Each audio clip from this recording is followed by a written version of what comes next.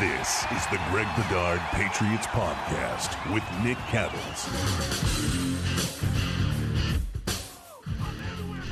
Everybody, it's Greg Bedard with the Greg Bedard Patriots Podcast here without Nick Cattles, who apparently is traversing the Eastern Seaboard and too busy to podcast with me, but he's not too busy to tweet his face off about the Patriots, which is what he's been doing. I see you, Nick. Just kidding. This episode is brought to you by PrizePicks, the largest daily fantasy sports platform in North America. Download the PrizePicks app today and use code CLNS and get $50 instantly when you play $5. That's code CLNS on PrizePicks to get $50 instantly when you play $5. PrizePicks, run your game. Also, take the guesswork out of buying tickets with Gametime. Download the Gametime app, create an account, and use code CLNS for $20 off your first purchase. Download Gametime today. What time is it? Game time. Okay. This is probably going to be an offensive line heavy discussion. We will get into the recent news, and we might touch on sort of the depth chart at this point with the Patriots later on. But let's start with the news that Cam Robinson, the former Vikings and Jaguars left tackle, signed a 1-year contract with the Houston Texans worth between 12 and like $14.5 million. Obviously, if you listen to this podcast, you know the name Cam Robinson because we've discussed him a lot. He was a guy who was available. Definitely the two guys who I had ranked ahead of him were they went early. Jalen Moore and Dan Brown. Dan Brown got a ridiculous amount of money from the Titans. Jalen Moore went to the Chiefs for the more reasonable $15 million, 2 years. And then after that, it's sort of you're dealing with a lot of guys. I mean, they all have warts, but these guys really have warts. Cam Robinson was a draft pick of Doug Marrone in Jacksonville. So you thought there might be an in there if the Patriots weren't in on Cam Robinson, which it's what I'm hearing. Mike Giardi reported it today on Twitter from BSJ, reported that the Patriots were not in on him due to off-field football character concerns, all that stuff, which I have heard as well. You thought it was a reasonable fallback. If they didn't get Jalen Moore, who I heard they were interested in, they would not go over the top of the Chiefs for Moore, who hadn't yet been a full-time starter yet. They didn't want to go over. Some people are reporting they were in on Dan Moore. I've heard they weren't really in on Dan Moore. So make of that what you will. But you figured now, like after that, you figured Cam Robinson, who, look, he was a first-round pick. He's played in the league. I did not love his film. I'm glad I don't have to watch him this year. And you're probably saying, like, well, Greg, are you glad you get to watch Vidarian Lowe? No, but I like Vidarian Lowe more. I think he's better in the room. I think they have a chance. He has a chance to improve. He has a chance to be better if it is him, which we'll see whether that's the case. That with Josh McDaniels doing what he does and taking care of the left tackle, since they have Morgan Moses on the right side, all that stuff. But I'm sure a lot of Patriots fans are pissed off that here was another option at left tackle that the Patriots weren't in on. And, look, that's valid. I mean, I'm hoping at this point that they bite the bullet and hopefully he's interested. I would go with Tyron Smith. Out of all the guys probably who were available last year, I mean, there's still Jedrick Wills out there, even worse football character. Mike Vrabel was in a room with him last year. So if they haven't gotten him yet, Vrabel didn't like the guy. Tyron Smith, out of all the guys that I watched their film, he played the best. Now he's old and he gets hurt every single year. You just have to know that going in. But to me personally, he'd be a perfect guy that say the Patriots go in another direction at 4, but then we're talking top of the third, maybe top of the second, trading into the bottom of the first for an offensive tackle, whether it's Justin Simmons from Ohio State or Kelvin Banks or whoever, Tyron Smith, you get a half a season out of him minimum, then, maybe he buys time, total pro, rookie can watch him, all that stuff. But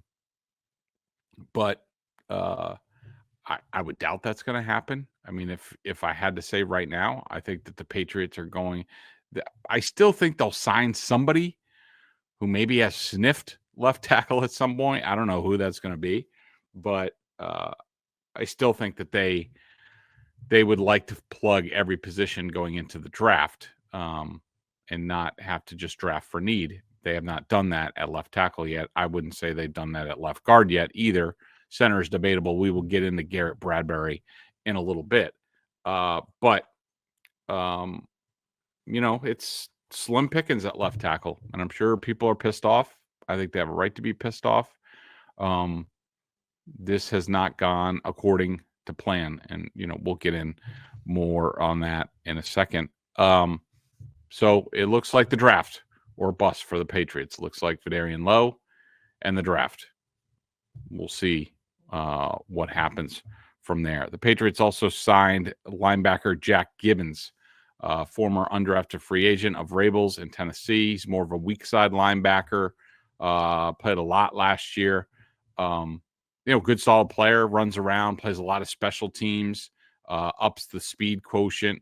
I think he would be in the mix if, say, the Patriots moved on from Juwan Bentley at some point in time. The word is out. I think G already reported this. Yeah, he reported this today in BSJ that Juwan Bentley has been trimming some weight, that he's more in the range of 230 pounds now instead of 245, 250. We'll see if that gives him a stay of execution here. But, the way that I look at it, it looks like Vrabel is going to be making a lot of changes on that side of the ball. You also have, right now on my depth chart, I have Robert Spillane as the middle linebacker, Christian Ellis right behind him. Interesting that Christian Ellis, the Raiders hosted him on the visit. Now, he is a restricted free agent of the Patriots. He was an undrafted free agent. So really, when they tendering him, they either had to do it at his original level, which is no compensation, it's right of first refusal, or they were going to have to jump up to second round tag that would be the draft pick compensation. Now the difference is it's like 3.5 to like $5.5 million for 1 year.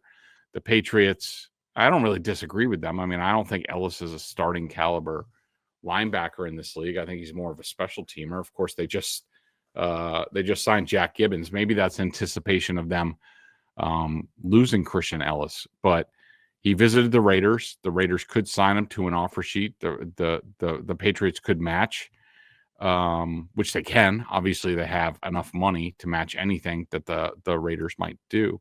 If they don't match the offer, then he leaves and they get nothing in return. So at middle linebacker, I have Spillane, Christian Ellis, and Monty Rice right now. At sort of inside linebacker, more of a weak side linebacker, I have Juwan Bentley over there. I have Jack Gibbens. I have Curtis Jacobs and Andrew Parker. So that is the linebackers right now. They obviously know him. They like him. He knows the scheme. We're seeing this basically morph overnight. They're completely remaking this. Again, I don't think guys like Bentley and Jelani Tavai are going to be here very long. I just don't think that they fit. And we talked about, from watching some of the Titans film, this is a speed, create havoc, run all over the place, run and hit linebackers and stuff like that. And it's not that Bentley can't do that. It's just not his forte. And Tavai really doesn't fit an inside linebacker, and he doesn't really fit an end or outside linebacker in the scheme. So it'll be interesting to see what happens going forward. So that's a look at the headlines. And right now I am going to read you tell you about PrizePicks. PrizePicks is the best place to get real money sports action with over 10 million members and billions of dollars in awarded winnings. PrizePicks has made daily fantasy sports accessible to all. You just pick more or less on at least 2 players for a shot to win up to 1,000 times your cash. Run your game all season long at PrizePicks. Love sitting down for the game. I'll be doing this with March Madness coming up. All the basketball, noon to midnight. Love it. I'll be on there, more or less, all over the place. Love the app. It's so easy. You got to check it out. PrizePicks is the best way to get action on sports in more than 30 states, including California, Texas, and Georgia. The app is really easy to use to create a lineup. All you have to do is pick more or less on a few player stats for your shot to win up to 1,000 times your cash. They have all sorts of sports: basketball, hockey, esports, so much more. The second half of the basketball season is here, and so is March Madness, and the race to the playoffs is heating up on PrizePicks, the best place to cash in on your favorite sports.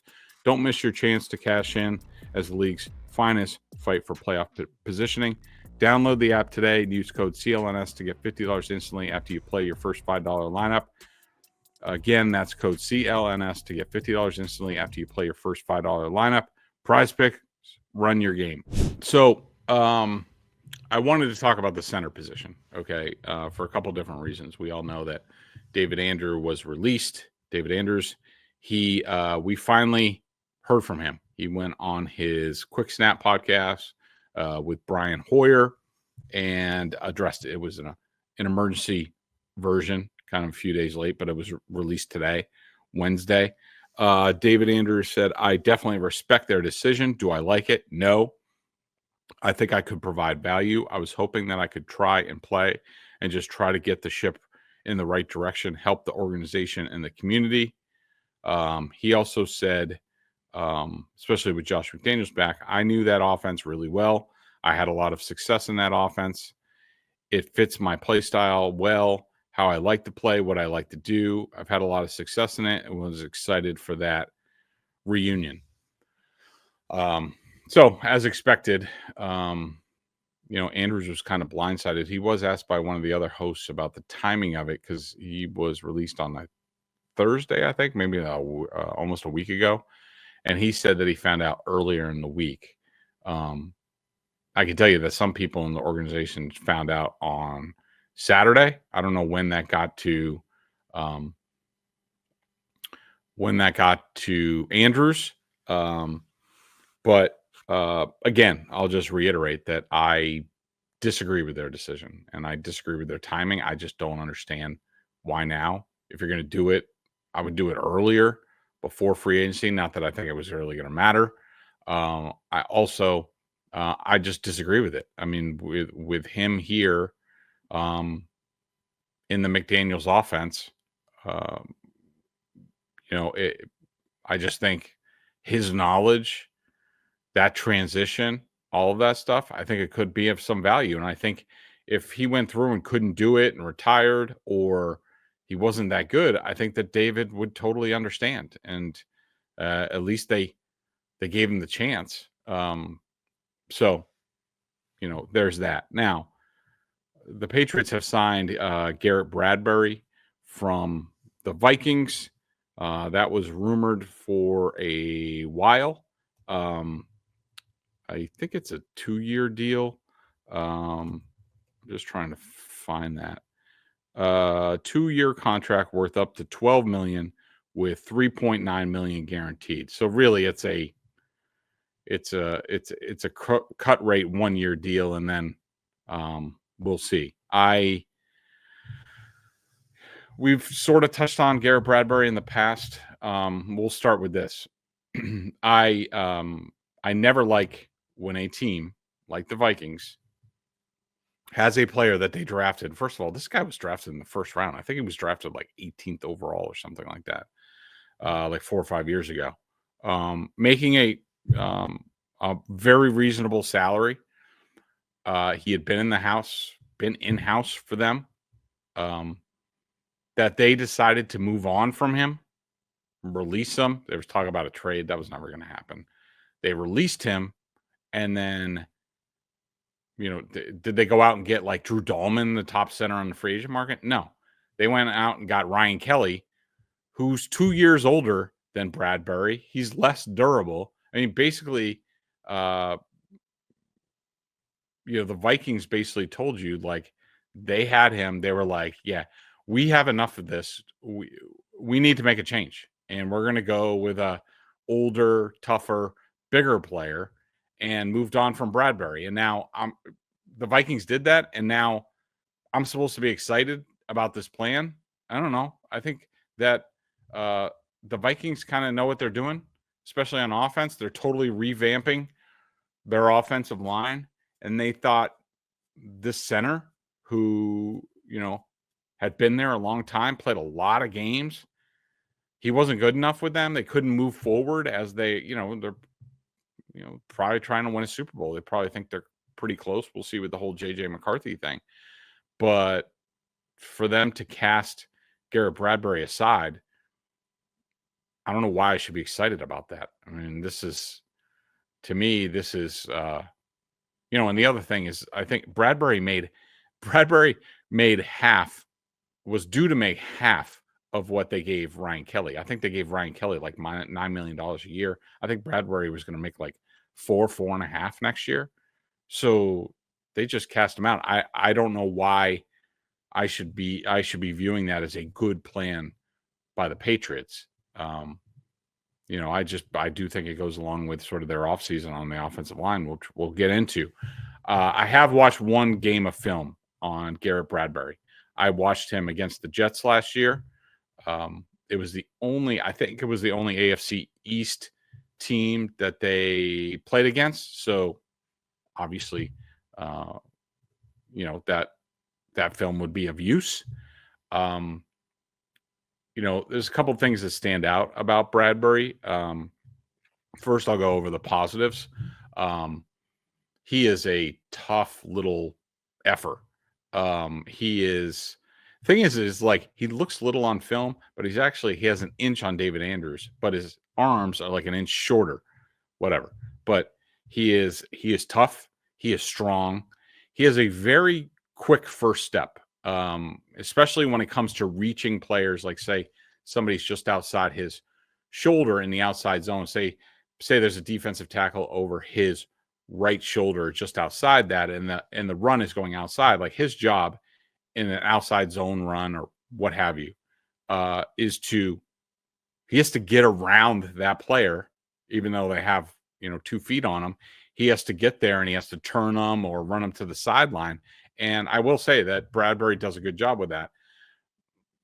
Now, I think he's ideally fit for an outside zone scheme, which is what the Vikings ran.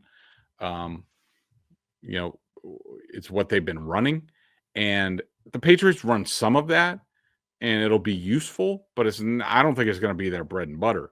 We'll have to see how that goes. You see if Josh McDaniels has morphed at all. So those are the good things. He's very tough.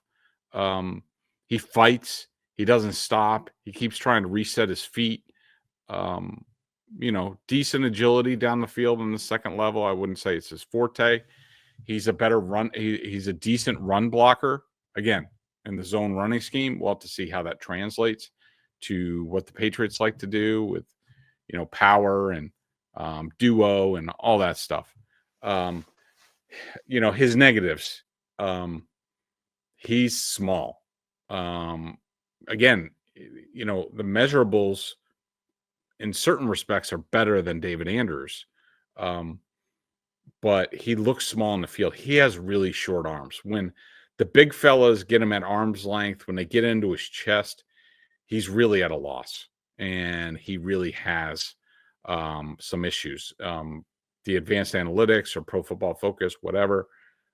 He's one of the worst pass blocking centers in the league. I will say another positive. I will say he's excellent at helping other players, with rushers coming. If he's free, if nobody's over him, then he's very good at picking out where to help other blockers, which is nice. But here's my concern. He has big time issues against defensive lines that are bigger. You might remember, I've said similar about Cole Strange. So if it is Cole Strange at left guard, ultimately, if it's not Wes Schweitzer, actually, I think it's Scheitzer is how it's pronounced, who they signed, Jets cast off. If it's Cole Strange and Garrett Bradbury on the inside against bigger defensive lines, look out below. That's going to be an issue. Again, we don't know how this is all going to play out as far as personnel. He's experienced. He's a solid player. You're not married to him. You're not paying him a bunch of money. Maybe they find a center in the draft. Maybe they find an undrafted guy like David Andrews, and all of a sudden that guy is the starter at some point, and then, say goodbye to Bradbury. But he looks smart. He's tough, short and squat, very strong. I think he did like 37 reps on the bench press at the combine. I think David Andrews did like 24, 25. Again, David Andrews had longer arms. If you're asking me, would I rather have a healthy David Andrews or a healthy Garrett Bradbury? I think I would take David Andrews every day and twice on Sunday. I've seen him. Doesn't struggle a lot. He's really good. I would have loved to have seen him have an opportunity to compete for his job. I'm sure David Andrews wouldn't have had a problem with that. Been like, hey, my shoulder's hasn't been ready. I don't blame them for not relying on me. So I'm going to go out there and earn it. And I would have liked to have seen him have that opportunity, but he will not. We will be back in 1 second after I tell you about Game Time. You got to get out to games. We're all sports fans. There's nothing like it. I like to be home too. TV, cheap beers, all that. But you got to get out to the games. The experience, the noises, the sounds, the smells, all that stuff. Your fellow Boston fans, which are always a treat. You got to be there. And Game Time is the place to go to get there. Game Time picks. They have curation that makes it easier to save more on sports, concerts, comedy, theater, etc. I love the all-in pricing. Toggling this feature shows you the total up front with no surprise fees at checkout. The seat views, you get a panoramic view from your seat in the app before you buy. That's a must for me. Also, the lowest price guarantee or Game Time will credit you 110% of the difference. I was just looking on the app. I will say the college basketball tickets in Providence for this weekend, a little pricey, even though I did see the Saturday games in Providence. You can get in for about $200 at Game Time. You know what I would like to do, and when I might ask the wife about, maybe we'll do this. Friday night, Hockey East Championship at TD Garden, $20 gets in right now. If you have a young family, this is the stuff we always used to do. College sports, minor leagues, Providence Bruins, Hockey East, all that good stuff. Get out there. That's on Game Time as well. Take the guesswork out of buying tickets with Game Time picks. Download the Game Time app, create an account, and use code CLNS for $20 off your first purchase. Terms apply. Again, create an account and redeem code CLNS for $20 off. Download Game Time today. What time is it? Game Time. Okay. As we get ready to part here, sort of the last segment here, I just a couple of things. So as of right now, my offensive line depth chart is left tackle. First of all, it's need number 1 is my starter. Vidarian Lowe and somebody named Caleb Jones. I don't know who that is. Left guard, need number 3. Wes Scheitzer, Cole Strange, Layden Robinson, City So. Center, Garrett Bradbury, Ben Brown, Jake Andrews. Right guard, Michael Wenu, Tyrese Robinson, Letitia Smith. Right tackle, Morgan Moses, DeMontre Jacobs, Caden Wallace. Basically that the Patriots right now, and we'll see what they do at left tackle, but that they're veteran options. I mean, Wes Scheitzer is a journeyman backup at left guard. Garrett Bradbury wasn't wanted with the Vikings. They told him to kick rocks. We're going to pay a guy 2 years older than you double, and Morgan Moses is 34 years old. Look, rock solid, a solid player, awesome guy, will be great in the locker room. But, again, to me, this is sort of, this is budget shopping for the Patriots, as opposed to, we've talked about it before, as opposed to the defense where you get Milton Williams, Harold Landry, Robert Spillane, Carlton Davis, even, Marcus Epps that they bring in from the Raiders at safety. Of course, they added other guys, Chase on the edge, Jack Gibbens, who we talked about, Kyrus Tonga at nose tackle. There's all these new additions, exciting. You're like, well, this upgrades the Patriots or allows the Patriots to play in this way. And then you look at the offense. So let's just say right now I have on my depth chart, and I'm not going to put Gibbons there, but right now Milton Williams is a starter. Harold Landry is a starter. Carlton Davis is a starter. Robert Spillane is a starter. And I want to say that Marcus Epps is going to be a starter. That's 5 guys. Okay. All experience. They're not old. They're not run down. That's for Mike Vrabel's defense. The starters that I have that they have added on offense, Garrett Bradbury, not wanted by his former team, on the street. Morgan Moses, 34 years old, a lot of miles, and that's it. Mac Hollins is not a starter. I mean, he can start, but he's not a starter. Scheitzer's not a starter. Josh Dobbs is a backup. Austin Hooper is an F tight end, but that was a re-signing. I mean, that the Patriots shop this way, that this is where they are, to me is stunning. And we're going to have to see how it goes. I mean, look, I understand. Mike Vrabel looks at this and he says the quickest way for this team to compete is for me to get my defense going. And I don't doubt that. I think, that's a smart way to go. I mean, are we setting up for the fact that we might have an all offense draft?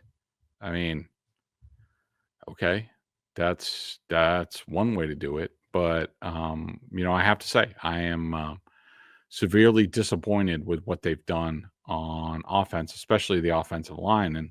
And you look at all these guys who signed elsewhere. I mean, basically, I don't know, there's like 7 guys, the 7 top guys in the offensive line. It wasn't, not a lot of shopping out there. There weren't that many guys available that you would be like, all right, he has a chance to be a decent starter at whether it was left tackle or guard or center. And apparently the Patriots were on all these guys, and they got absolutely none of them. Well, on the other side of the ball, they got exactly who they want, and they got them early, and they overpaid them and all that stuff. And it's just, I just don't understand that. I like you couldn't give a little bit more to the offense, especially the offensive line. And the bigger thing is, whatever happened to this pivoting stuff that we talked about? Like, there's plan A, plan B, plan C, plan D, whatever. I mean, Wes Scheitzer, that's like plan E. Garrett Bradbury, that's definitely like a plan C or D. Morgan Moses, love the guy. Again, I think he's going to be great here in the room. You worry about 34 years old, how long he's going to be put up. I mean, that's plan C, call it. Mac Hollins, as far as wide receivers go, Mac Hollins is plan C.